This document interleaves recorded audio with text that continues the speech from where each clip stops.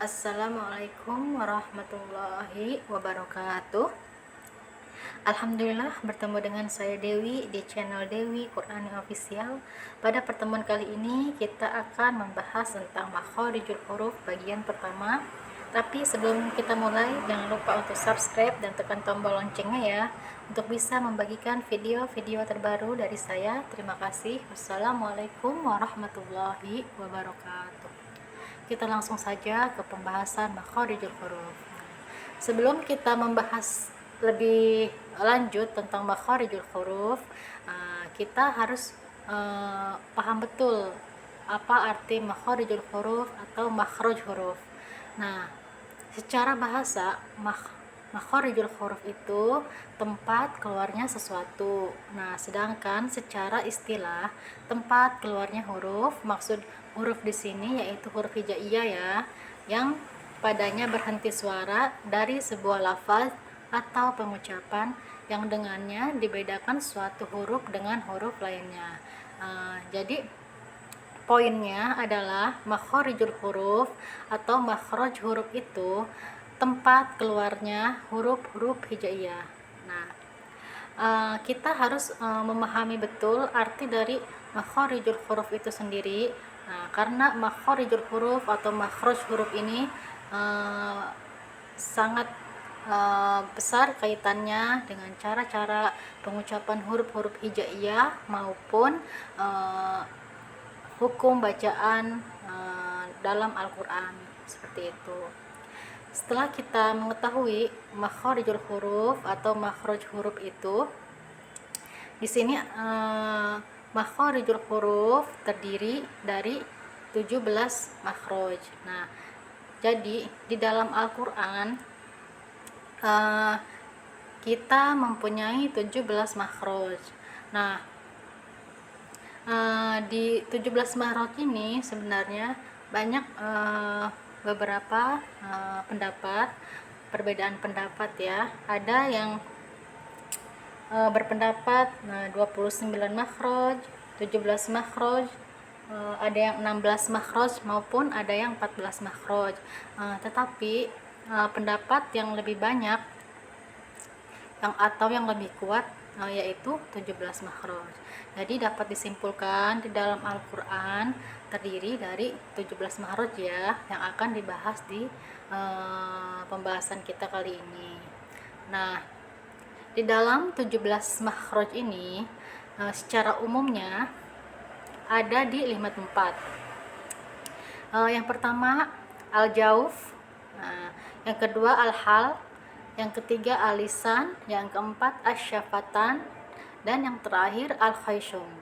Nah, maksud dari al-jauf ini yaitu huruf-huruf yang keluar dari rongga tenggorokan dan rongga mulut. Nah, di dalam huruf-huruf al-jauf ini terdapat satu makhraj. Nah, di sini satu makhraj. Nah, setelah satu makhraj ini dia mempunyai 3 huruf. Nah, nanti setelahnya akan kita bahas. Nah, untuk yang kedua, makharijul huruf atau makhraj huruf ada yang keluar dari al-hal, yaitu keluar dari tenggorokan. Nah, yang dari tenggorokan ini terdapat 3 makhraj. Nah, nanti di dalam 3 makhraj ini terbagi lagi 6 huruf. Nanti akan dijelaskan lebih detail lagi. Nah, kemudian yang ketiga, huruf-huruf yang keluar dari alisan atau dari lidah. Nah, huruf-huruf yang keluar dari lidah itu berjumlah 10 makhraj. Nah, nanti di sini di 10 makhraj ini terdapat 18 huruf. Nah, mengapa di bagian lidah ini paling banyak 10 makhraj? Nah, karena nanti pembahasan di bagian huruf-huruf yang keluar dari lisan itu, lisan terbagi beberapa tempat ya. Ada yang pangkal lidah, tengah lidah, tepi lidah, dan ujung lidah. Nah, makanya dia hurufnya paling banyak ya, terdapat 18 huruf. Dan yang keempat yaitu asy-syafatan, yaitu huruf-huruf yang keluar dari dua bibir. Nah, dia mempunyai dua makhraj. Nanti hurufnya ada 4. Dan yang terakhir adalah al-khayshum, yaitu huruf-huruf yang keluar dari rongga hidung atau pangkal hidung. Nah, al-khayshum ini mempunyai satu makhraj saja. Jadi keseluruhan di 5 tempat ini berjumlah 17 makhraj. Nah, ini yang harus kita pahami betul, tempat-tempat di mana makhraj ini berada ya. Nah, seperti itu. Nah, untuk pembahasan yang pertama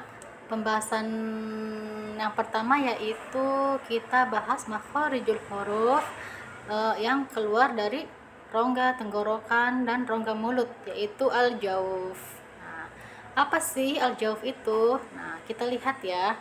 Secara bahasa, al-jauf itu tempat yang kosong atau rongga. Dan secara istilah, daerah rongga tenggorokan dan rongga mulut. Nah, di bagian al-jauf ini dia hanya mempunyai satu makhraj. Nah, di dalam satu makhraj ini dia mempunyai 3 huruf. Nah, 3 huruf apa saja hurufnya? Nah, dia 3 huruf mat. 3 huruf mat. Nah, contohnya seperti ini.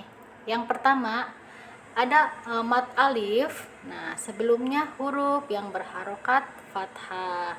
Dan yang kedua ada waw sukun, sebelumnya huruf yang berharokat dhammah. Dan yang ketiga ada ya sukun, sebelumnya huruf yang berharokat kasroh. Kita lihat contoh yang pertama. Ketika huruf matnya alif, sebelumnya huruf yang berharokat fathah. Contohnya seperti ja'a. Nah, huruf matnya mana? Nah, huruf matnya alif ini. Nah, alif sebelumnya huruf yang berharokat fathah. Nah, jim ini berharokat fathah. Jadi saat pengucapan ja'a, ja'a, nah, dia mempunyai makhraj yang keluar dari rongga tenggorokan dan rongga mulut. Nah, contoh yang kedua, qola, qola. Nah, ada alif, huruf yang sebelumnya berharokat fathah. Nah, sama dia dari al-jauf juga. Contoh yang kedua, waw sukun, huruf sebelumnya berharokat dhammah. Nah, contohnya ku, yaqulu. Nah, di saat waw sukun bertemu huruf sebelumnya berharokat dhammah, nah dia keluar dari al-jauf ya, ku, yaqulu. Nah, ini sama juga waw sukun sebelumnya huruf yang berharokat dhammah. Nah, dan yang mad yang ketiga, huruf yang ketiga yaitu ya sukun sebelumnya berharokat kasroh. Contohnya qila, nah, rahim. Nah, di sini ada ya sukun. Nah, huruf sebelumnya berharokat kasroh, qila. Nah, dan contoh yang kedua, rahimun, rahimun. Nah, ya sukun, huruf sebelumnya berharokat kasroh, seperti itu.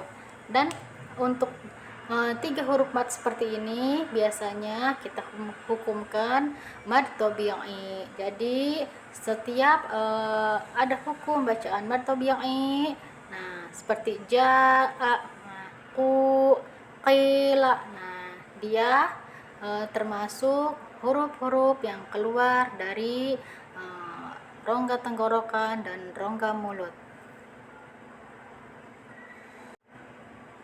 Untuk di sini ada gambar atau ilustrasi saat pengucapan huruf-huruf al-jauf atau huruf-huruf yang keluar dari rongga tenggorokan dan rongga mulut. Nah, saat kita mengucapkan al-jauf pada mat alif seperti ja'a, ja'a. Nah, posisi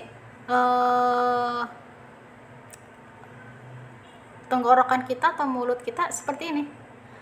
Ja. Nah, di sini ada rongga tenggorokan. Nah, tempat yang kosong ya, rongga tenggorokan, di sini rongga mulut. Nah, seperti jaa. Nah, sepertinya posisinya seperti ini ya ilustrasinya.